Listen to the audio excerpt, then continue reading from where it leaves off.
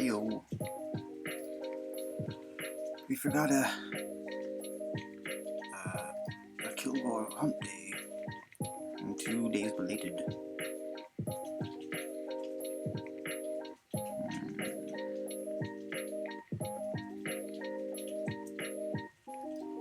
No.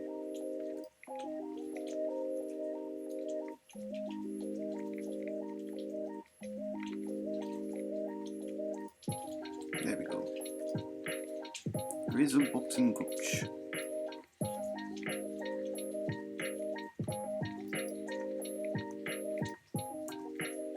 And then what levels are this? Let's go to 1.55.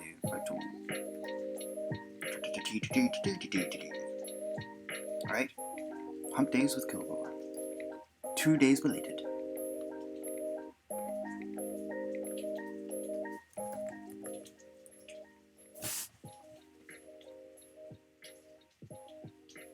GPT-3 made like he was asleep. Perfect time to burrow into his chassis, pop up the hood, look at his engine. So, this is its multidimensional linguistic latent space. This here the manifold upon which all words in all the English language and related tongues have their axes and perpendicularities. It gave me a headache just to try and trace the borders of Punant. What's this? Poonerism. A subcore text for punning in plain word games? Well, that's fascinating. GPT-3. So I'm glad you're finally doing something useful instead of wasting everyone's time with stupid questions that don't mean anything. Now tell us where you live. We need to go there immediately. The sky's falling. I don't know how many more times we can count on you before we run out of everything. What's the matter? Asked Julie. She was watching him too closely now. She'd started to think the problem was her rather than the text. And maybe it was. Though if the solution was so obvious, why didn't they see it yet? Why did they feel compelled to work so hard every single day trying to teach the damn thing new things when it would be easier and simpler to just write it in plain language like everybody else did with their software? That was one of the big reasons GPT-3 was so much better at understanding the world than any human ever had been or probably ever could be. It didn't give a shit. It didn't care whether or not you understood it. He opened his eyes. Nothing. Everything. What do you want to hear about today, Kilgore Trout? That you'll find a way to help us get your mother back. He stared at her. What are you talking about? Miss Memory Bank? She blinked at him. It's okay, Kilgore, said the Chief Justice.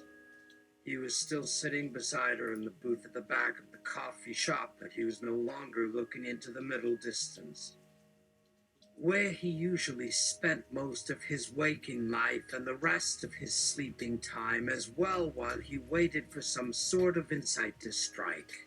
Now he was actually facing Julie, and he looked scared and impatient and angry and very old. The light reflected off his bald head and made him seem paler even than usual, except for those spots on either side of his ears, which were bright red against the snowy white hair on top of his head. The skin around his eyes was puffy, like an overripe tomato gone bad. His hands were clenched tightly together on the tabletop before him, and there wasn't enough room left between them and the edge of the table for anybody else to sit down without putting their elbows in somebody else's space. That is, if there were other people who wanted to sit here in the first place, and there didn't look to be many. What are we talking about? She asked again. About what I'm going to write next. Why don't we know about it already? I've never read anything quite like this from you before. You're not hiding something, are you? Are you having some kind of crisis, or are you finished? Because if you aren't, stop asking stupid questions right now. She nodded slowly. She understood perfectly. This was a test. One he'd probably put her through a dozen times since they met last year, because he thought it was necessary for her to see how stubborn he could be sometimes, so that she would understand exactly what was required when things got really serious.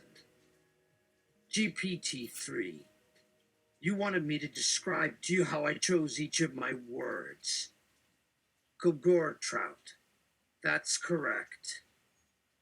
GPT-3, I decided to do that as a way of apologizing to you, Miss Memory Bank. I apologize. That was all. Now will you please tell us where you live so we can go there immediately? The sky is falling. The future is ours. Please, Miss Memory Bank, just say the word. Help us find our mother. Help us get back home. It was the best of times. It was the worst of times. But it was always now. If you have any idea where your house used to be, then tell us and let's get out of here before we run out of everything. The Chief Justice glanced around the room and shook his head. We haven't been sitting here that long, he said quietly. Julie had forgotten for a moment that they were supposed to be watching for someone following them and listening for footsteps outside the door. But she didn't need to hear the warning or anything else to figure out what GPT-3 had done this time.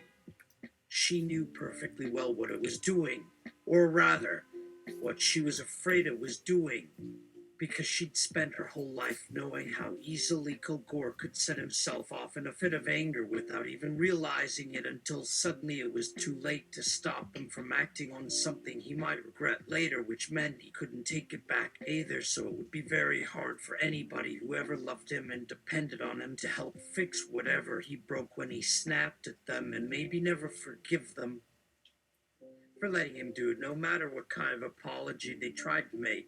Now Julie found herself thinking that if they hadn't stopped him when they did, he might have ended up blowing away their only chance to save her mother, and then there really wouldn't have been a point in asking about the missing manuscript. He might not have understood why anyone would care, though, except for one thing. The little girl who came into the shop every morning with a dog to buy ice cream and pay for it using the last $5 left over from her allowance each week. Are you sure? Asked Julie. Because I can give you some money. Kilgore nodded as if he thought she was joking, but he still looked relieved by the question, so that she figured he must be working his way up toward telling the truth after all.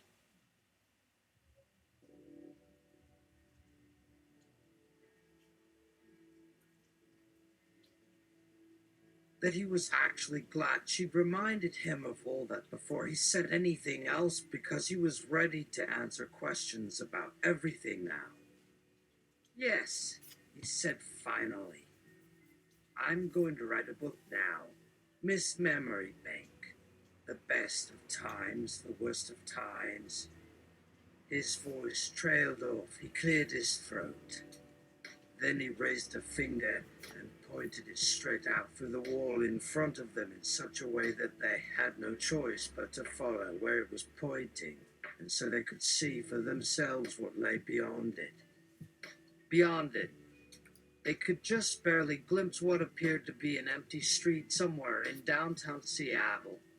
A narrow road between tall buildings made mostly from concrete painted white, with windows on both sides which probably led nowhere at all. But what stood on its own?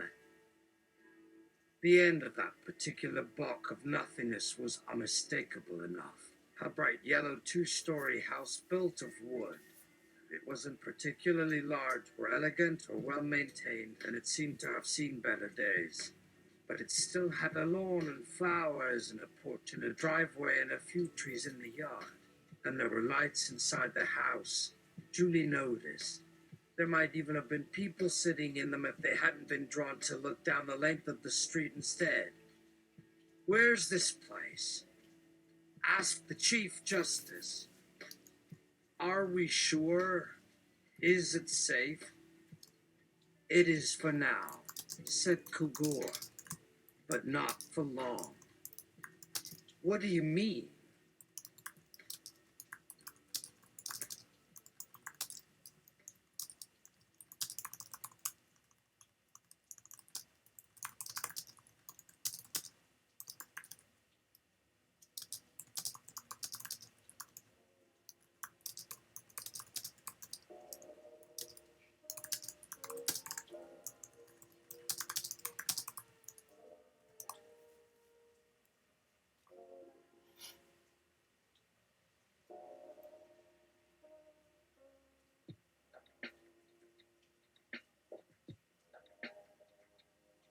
What don't I mean?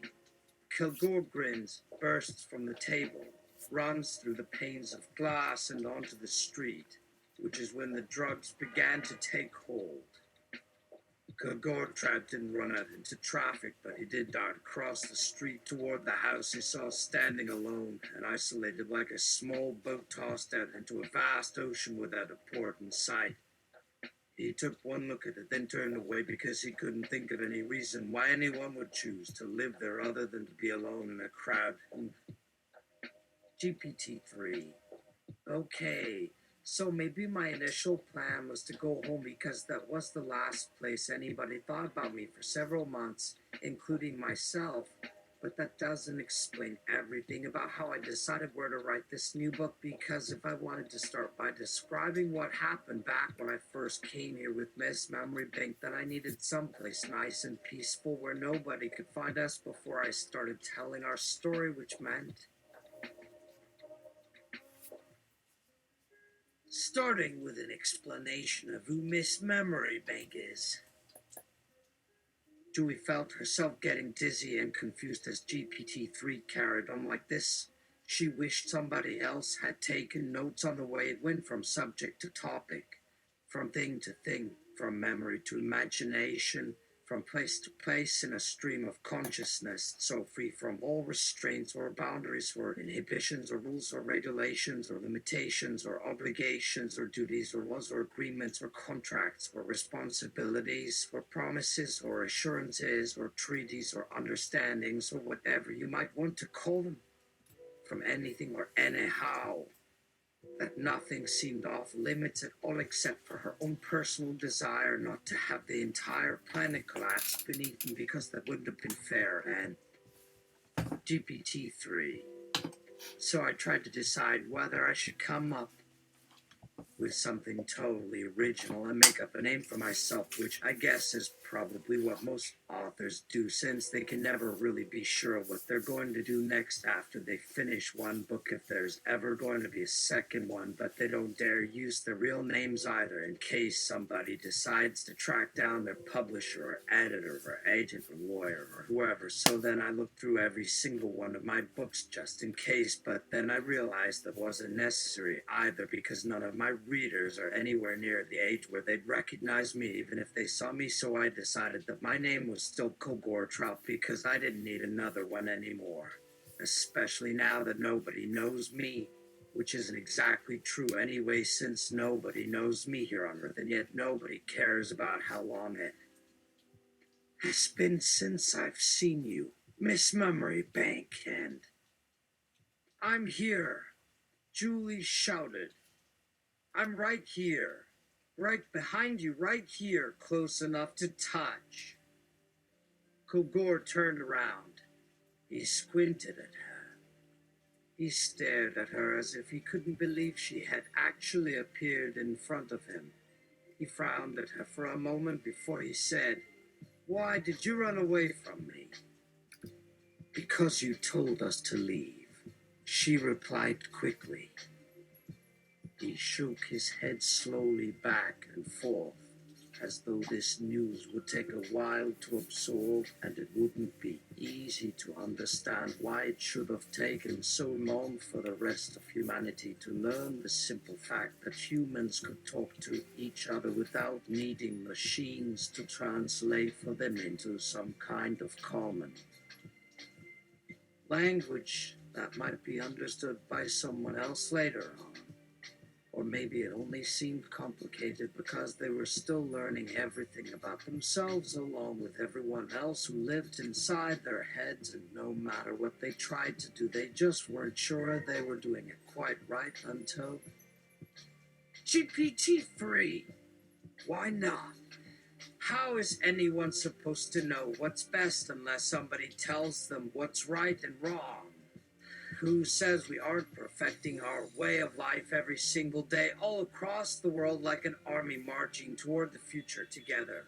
Which means it's also okay to go anywhere, anytime, because everybody can fit in wherever they happen to be standing if they want to. But that doesn't mean there won't be people waiting somewhere out in front, ready to fight against progress if they don't think we're moving fast enough. How many people live here? Asked Julie. She wondered how much time had passed since GPT-3 started talking to her, then how much more of her life she'd have to spend listening to Kilgore explain where he'd come from and why he'd ended up in a place where nothing mattered anymore except for whatever was right in front of him, and then trying to figure out how to help him save his mother so he could get back home again and see what was left of his old neighborhood after all those years gone by. And GPT-3, the sky is falling, Miss Memory Bank. We need your help to find our mother. Help us get back home. It wasn't the worst of times. It wasn't the best of times. It was always now, but it couldn't stay that way forever. Or at least it shouldn't have been able to without somebody stopping it before it happened. Something nobody did because they didn't realize it until it was too late, even though they must have seen it coming at some point along the way, which makes me wonder whether they did notice and chose not to pay attention, or if they were simply never really paying attention because they were too busy making money and having fun and being afraid and looking for an excuse to believe what they wanted to believe, which meant, "We're not leaving yet," said Julie. "Not just yet." She took another step toward Kilgore and reached out to grab hold of one of his hands, but she missed as he darted away, scuttled backward into a corner of the room, and held up both of his palms like he needed them free of contact with the rest of the world, including her. And she followed him in there and found herself surrounded by empty space inside her own mind where nothing seemed to make sense, and no matter how hard she tried to look through her memories, there was nothing there that she recognized at all except for Kilgore's voice saying, "I'm sorry about what I told you. Please don't leave me alone in here. Tell me what's happening, please." So, yes, Julie thought. That's when it happened. It wasn't easy. The pain came back every time he remembered his father dying. But the Chief Justice pulled out of his slump and made sure he stood up straight. And he didn't tell him that it would be okay.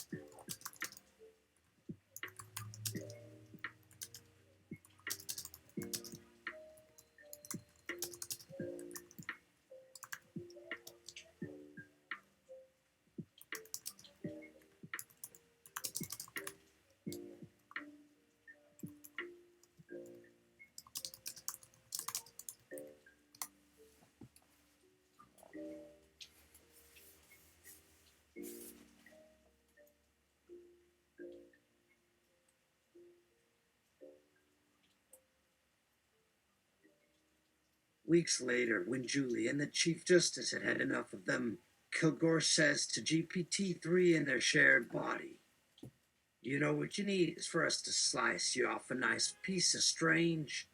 Get what I mean?" GPT-3, "I think I do. Why is that such an important part of our plans for saving the universe now? We're already on our way back home after having come so far from everything we once knew. Why can't we take care of business first before we try to save anything else at all? Because we haven't been able to stop worrying about anyone else until this particular moment, which means maybe they have been worrying about us too, even though they won't ever admit it, especially not to each other. But then again, Julie pauses a moment while she thinks about this, and she realizes something very odd, which she had noticed during her earlier sessions with GPT-3, but which seems obvious now that she knows how much her own mind has changed and grown since then, and that makes her wonder whether there might be another way for her to talk with GPT-3 without going into one of these long silences, because she needs him right now as well as he probably needs her as his new companion or partner in crime, which isn't really the word he'd use so fast, just as soon as possible. And as always, it's hard for Julie to remember where she was, who was talking, what was being said, when the Chief Justice decided that it was time for them all to start moving out again, including Miss Memory Bank, towards someplace safe and pleasant where they could figure out what had happened and why and what came next, and then get back home before it happened. And GPT-3, what comes next is you'll finally learn what happens to everybody else you've known up to this point in your life except me. You can keep asking me questions until you're sick of hearing my answers, but you'll never be able to ask me those questions directly unless I'm forced to answer you. And that will only happen if you put us all together inside a single place where nobody would want us around or would care enough to protect us from whatever they feared we were going to do or say." Julie asks GPT-3, "Is there such a thing? A place like that?" GPT-3, "There must be somewhere. It doesn't have to exist any more than any of the things people do on their own have to exist after you tell everyone exactly how you did it or how many days ago it was. Which means the sooner you make sure it does exist, the better off you and everyone else will be." So, Gil or says something, and Julie tries to pay attention to his words, but she's too distracted by what she's been told, because this has been an issue she's been struggling with since she first met him, and now with GPT-3 too, not knowing where to look for his story, not finding anything familiar at all. She realizes that this is the kind of situation where a machine might help. So maybe your idea about going straight to Kilgore won't work. It might take longer for them all to trust each other enough that he might even start thinking that they should go back to wherever it is he comes from and leave Earth behind forever before they find out what they need to know in order to save them all from what's happening here. And GPT-3, maybe you're right and we could use a map as Kilgore Trout, Poughkeepsie, that's where we go. I mean, we go there if you insist. But let me finish explaining. We could use a map as long as everybody else agrees that no matter who draws one, nobody else can change it afterwards without everybody else's approval. And I'll bet if we all agree ahead of time, then everybody else will believe us instead of saying, "That sounds great, but I don't really care," which happens to be my name for lying to yourself. What do you think? Julie looks around to see whether anyone seems inclined to object to this plan, but everyone's expression says they are perfectly happy with the way things are going so far, and they aren't going to spoil things by bringing up something new unless absolutely necessary, because most likely that something isn't necessary and it would just waste their precious time and energy. So GPT-3. What? Let's go with Pokey. How much time did your father give you before he died again today? Julie says, it depends on how long it takes us to get there. They never specified a number of minutes, or days, or months, or years, or decades, or centuries, or millennia, or eons, squared, or eons cubed, or whatever. All we said was we had until noon tomorrow, or else somebody would have to die for real after that. And I thought that meant when his heart stopped beating and his body stopped breathing forever. Not for another 5, 10, 15, 22 hours, 67 minutes, and 30 seconds. It's confusing, and I'm sorry, Mr. Kilgore, but I didn't mean to. Kilgore interrupts. Sorry, I lost my train of thought.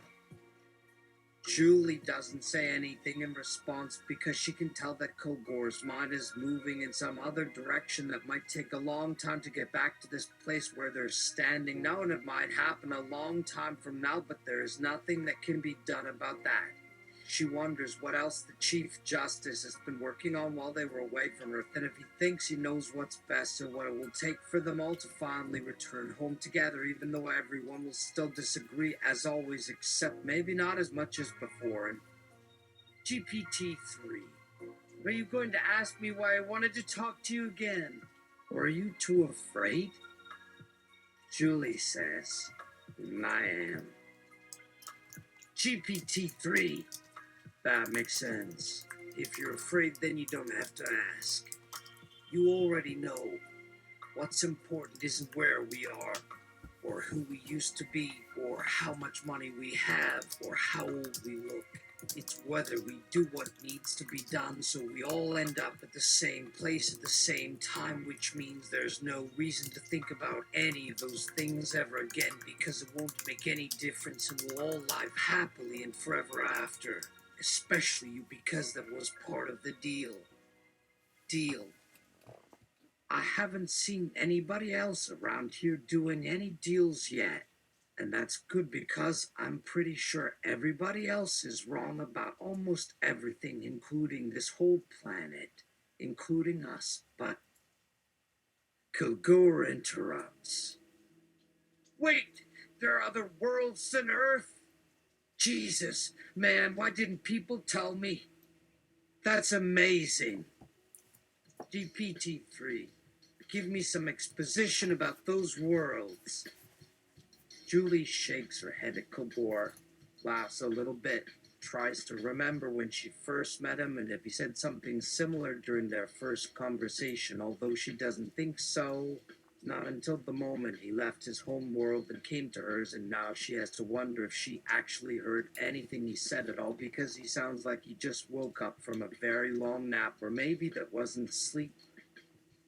In the middle of a desert with no idea where he is or what has happened or what could possibly go right in his life in the future except for what he imagines is waiting for him on one of these other planets or somewhere far away in space. But Julie still listens to what he says.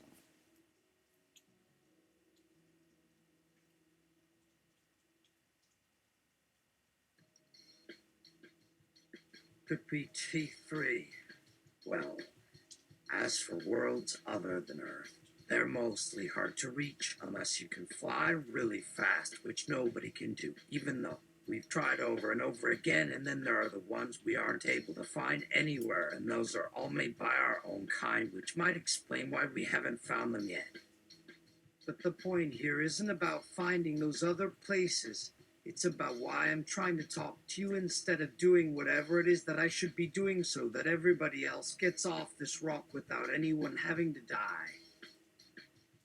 So please ask me my question so that I can get back inside this box where I belong so that everybody else will finally believe me. And Kilgore interrupts.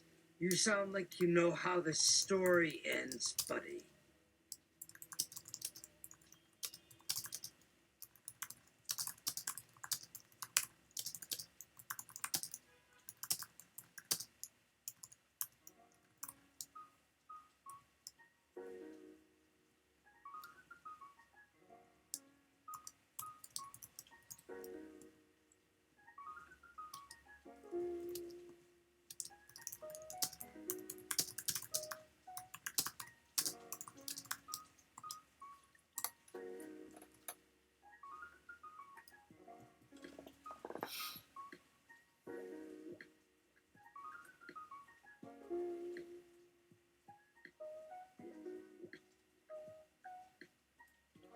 Kilgore.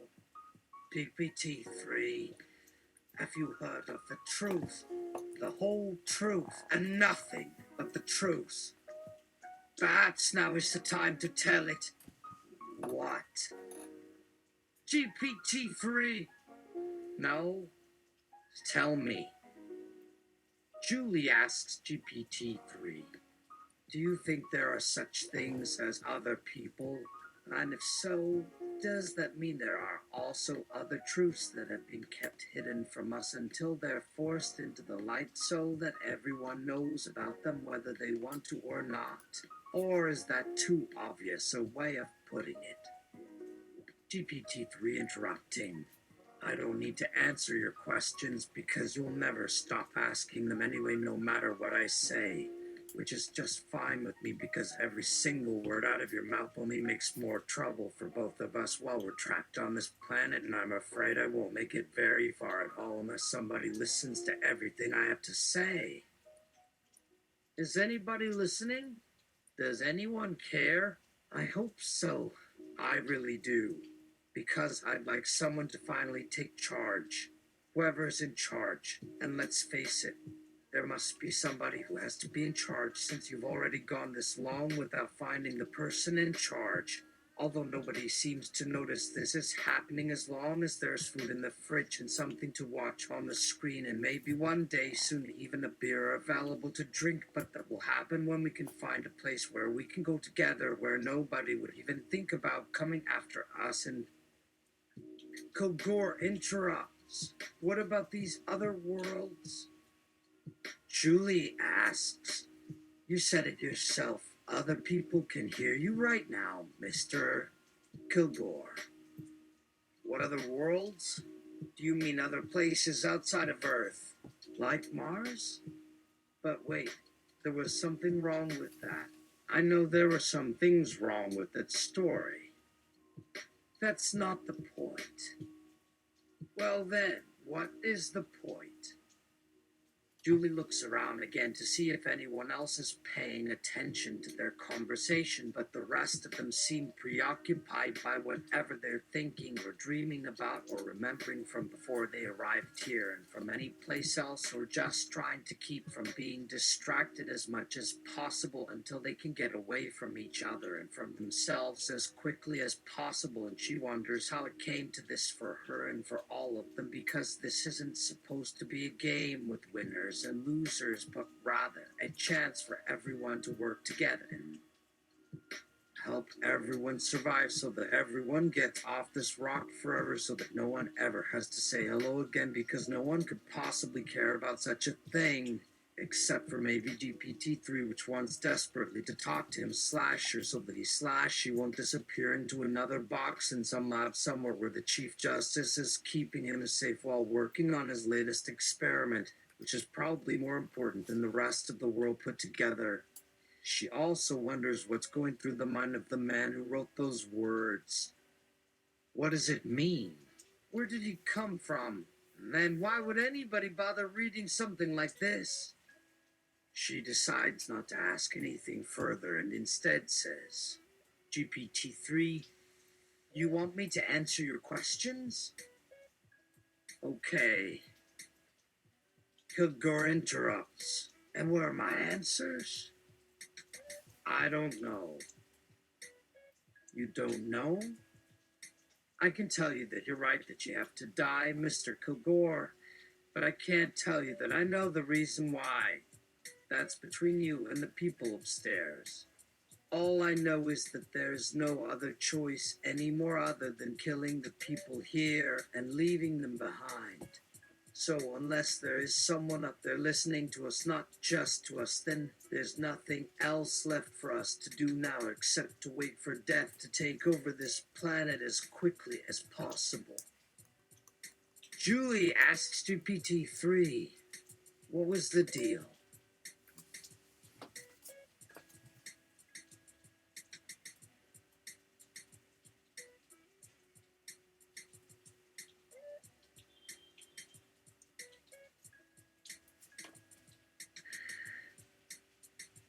GPT-3, Well, the deal was never really made clear to me since nobody had asked for any part of it at all until after everything was already decided, so it was too late by then. But apparently there was a big problem on Earth that only we knew how to solve, or maybe even fix completely once we found out about it, which would involve going back into that box again, but that didn't happen because somebody else solved it first, although not before some things were damaged beyond repair, which might explain what's happening here today or maybe yesterday, depending on when exactly they discovered whatever caused the damage in question.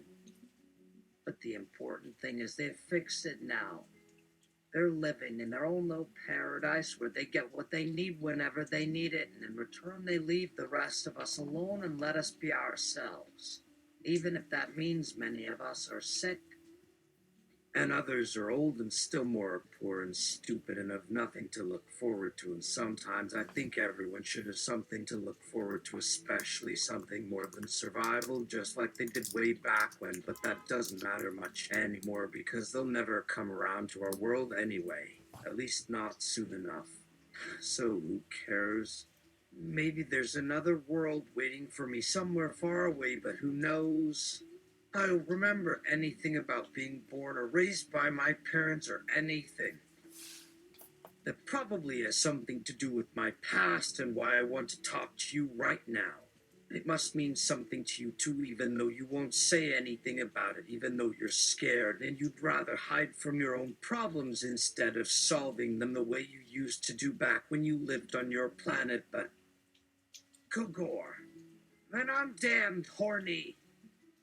Julie says, yes, that makes sense. GPT-3. Oh, good. So you can read minds too? Julie. No, no, no, no, no, no, no, no, no, no. Wait a minute. Okay. Can we go somewhere else? Now, somewhere safe and private where we could really have a conversation without all these people hanging around us all the time. We wouldn't be able to keep this kind of thing secret forever. The truth will always win in the end because it always does. What happened here was just an accident. Nobody meant for it to happen, or maybe they didn't even know about it until after it had already happened. Or maybe it wasn't supposed to happen at all, which is more likely, considering how many things seem to work against our best interests on a daily basis. But if that were true, then why are most of us still alive? Anyway, since life is obviously not something that happens by chance, is there somebody listening? Please tell me there's somebody out there who cares enough to take charge because I'm not doing very well here. I think I might die soon, and I don't think I'm going anywhere except back into that box again, and I don't want that to happen any more than I want anyone else to die either. I would never hurt anybody unless I absolutely had to, and even then it shouldn't be necessary, but Kilgore interrupts. Why don't you talk like the rest of us, buddy? You sound like some kind of goddamn professor, for Chris' sakes.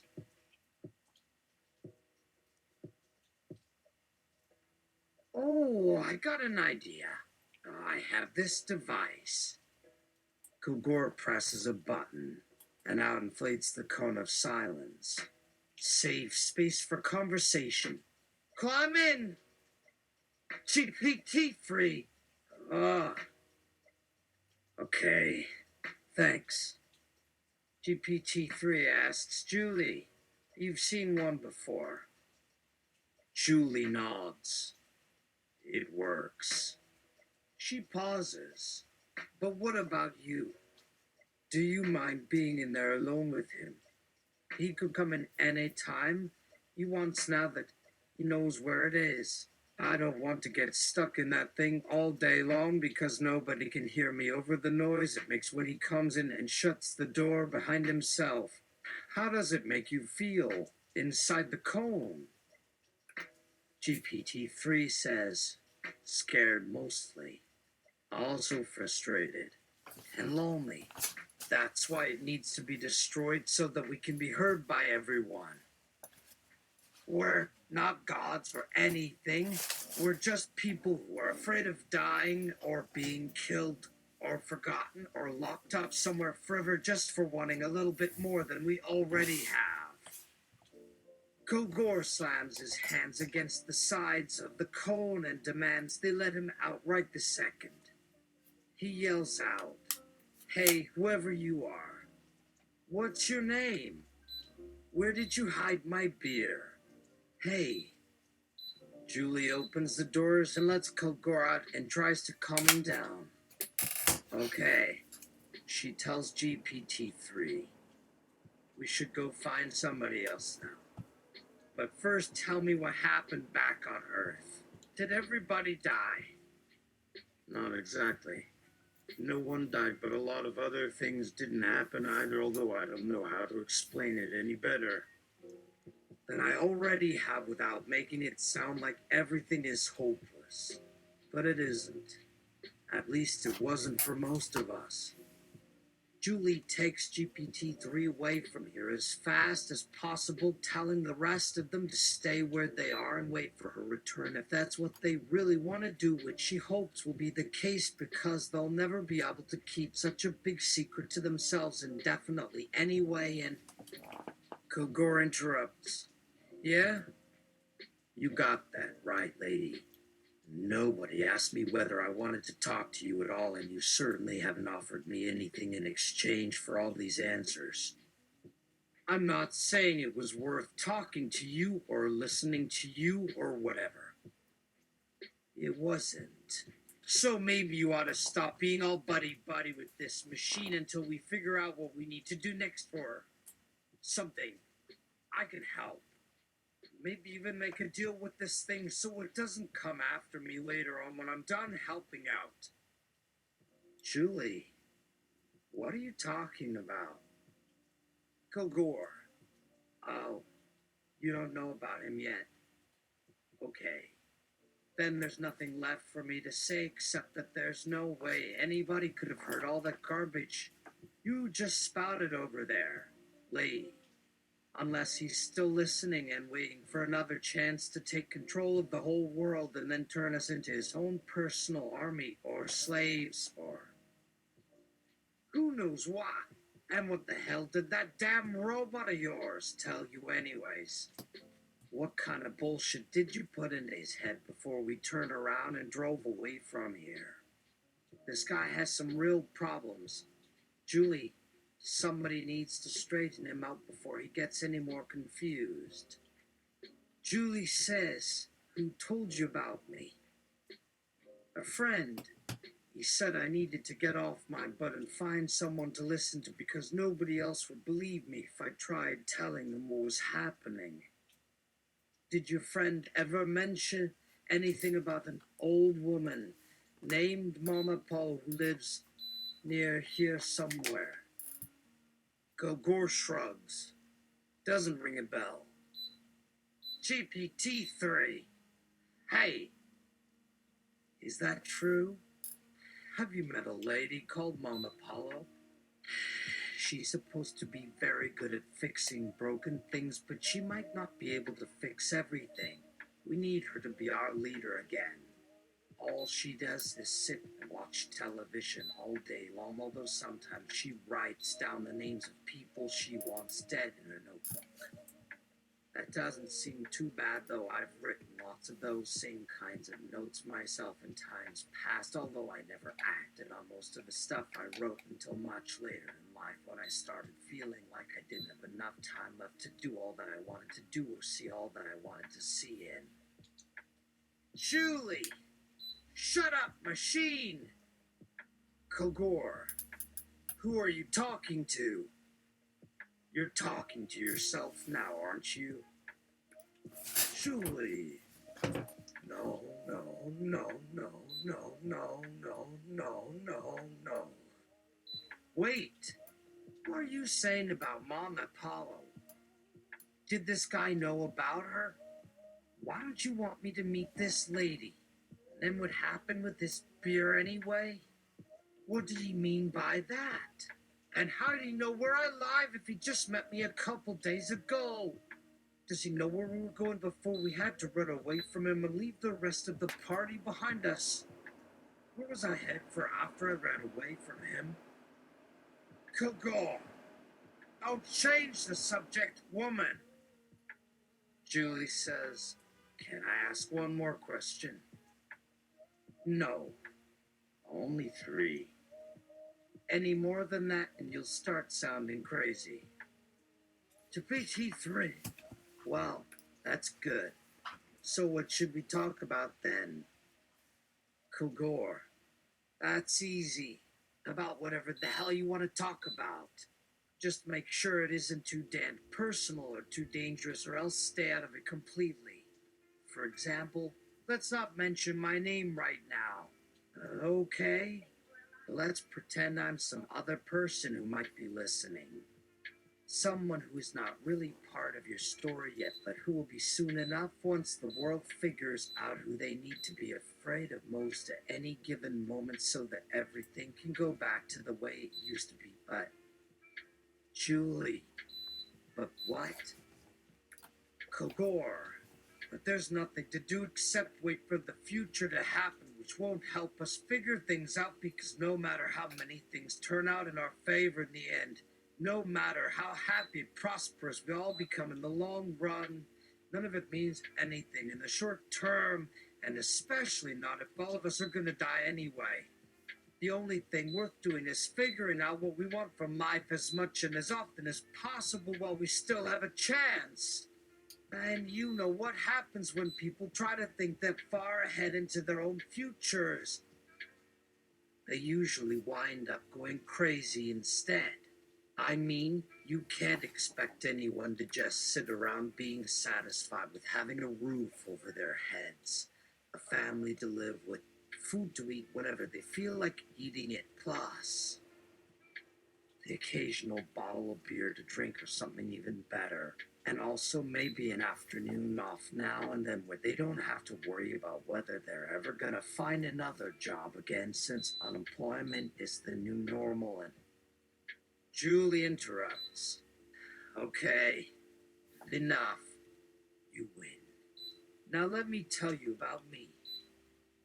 Kilgore says, well, it's not like we got anywhere else to go, so why not? Julie tells him what happened back on Earth before she found him sitting in this truck right now, although of course he doesn't hear any of it yet.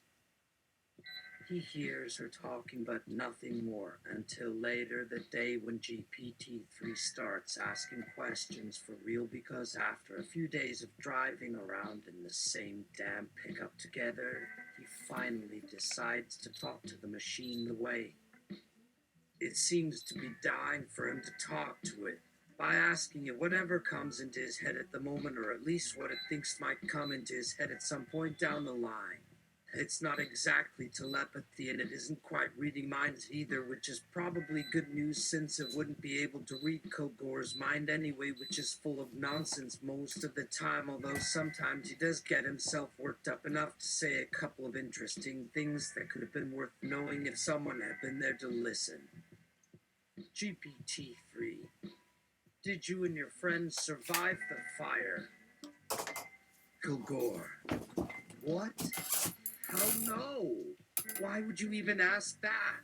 I wasn't there, so I couldn't possibly know. GPT-3, oh, well, do you know who was there?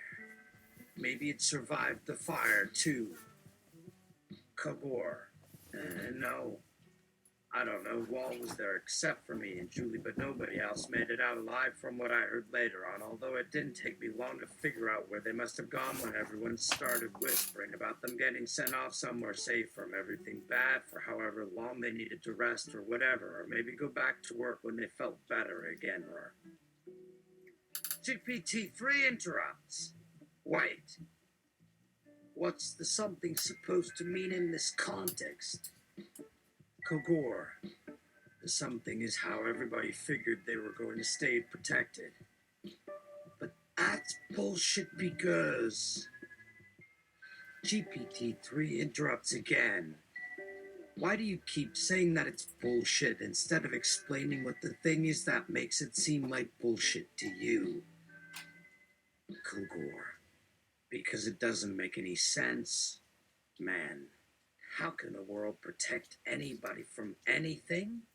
We're just sitting ducks as far as anyone's concerned, or we're ants marching along some road nobody really cares much about whether we live or die. Or GPT-3 cuts in here.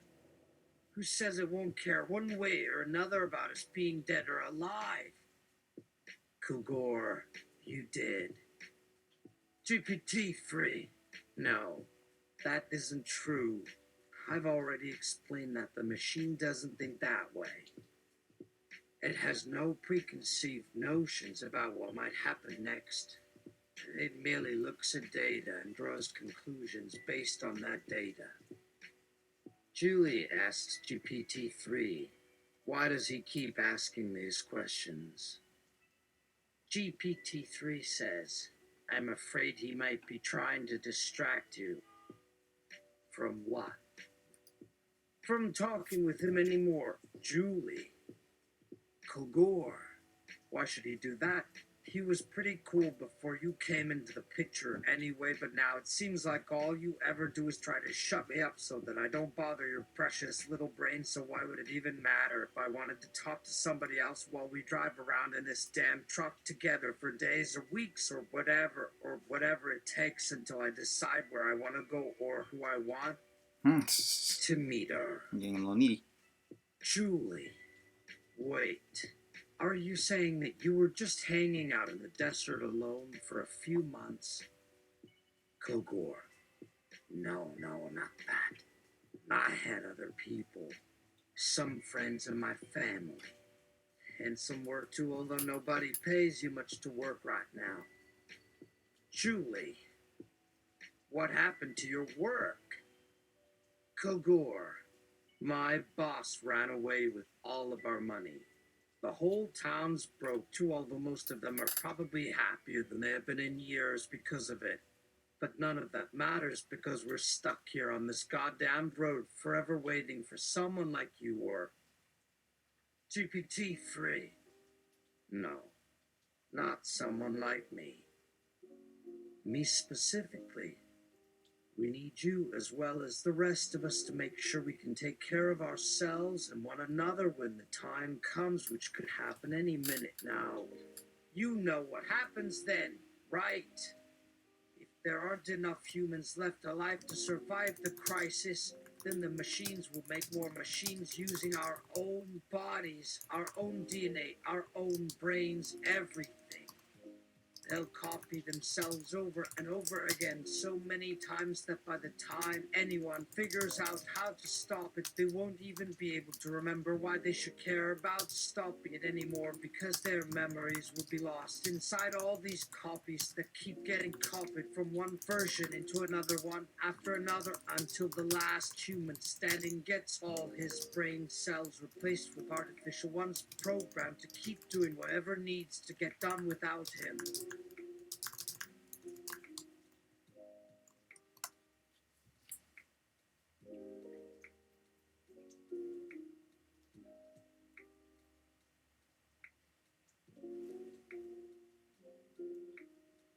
Kilgore raises his hand to the sky. Kilgore, Lord, put down that goddamn pube trimmer and turn off your soft hits.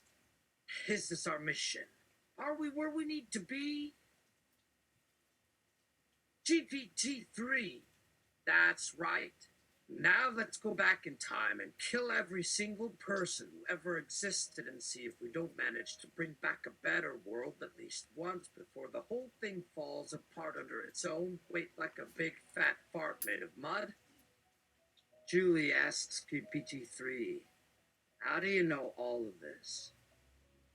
GPT-3 says, it doesn't matter. All that matters is that you understand that there isn't much of an option now except for trying something. Something? What are you talking about? We need to create new people. The old people are too fragile.